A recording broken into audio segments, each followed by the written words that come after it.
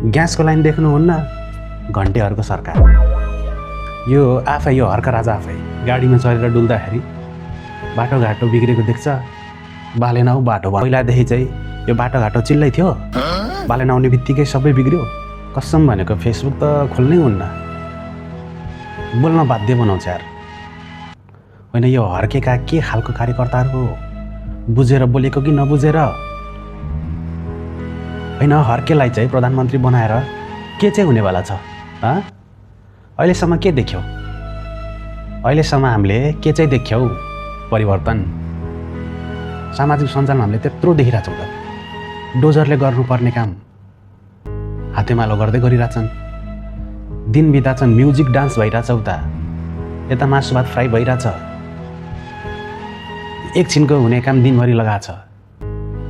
होइन, यसरी त प्रधानमन्त्री बनाइयो भने त सबै नेपाली जनताहरू त यसै भुलभुलैयामा एउटा त्यो हँसिया लिने, दिन बिताउने हुन्छ नि त यार। होइन, प्रगतिशीलतिर जाने होइन, एउटा ढुङ्गा बोकेर देश बन्ने हो। कार्यकर्ताहरू पनि त्यस्तै छन् यार। नबोलाउ जस्तो लाग्छ, तर हेरेर यो के अरे भन्नै पर्छ भन्ने जस्तो लाग्यो मलाई। राम्रो काम हर्केको, नराम्रो काम रासपा, अझ घन्टे। ग्यासको लाइन देख्नुहुन्न, घन्टेहरूको सरकार। यो आफै यो हर्क राजा आफै गाडीमा चढेर डुल्दाखेरि बाटोघाटो बिग्रेको देख्छ, यही हो सिस्टम हर्के। हर्केले के भन्छ? बालेन आऊ बाटो बनाऊ। बालेनतिर बाटो बनाउन आएको हो। पहिलादेखि चाहिँ यो बाटोघाटो चिल्लै थियो, बालेन आउने बित्तिकै सबै बिग्रियो। पहिलादेखि चाहिँ ग्यासको लाइन बस्नु पर्थेन, सबै घर घरै आउँथ्यो।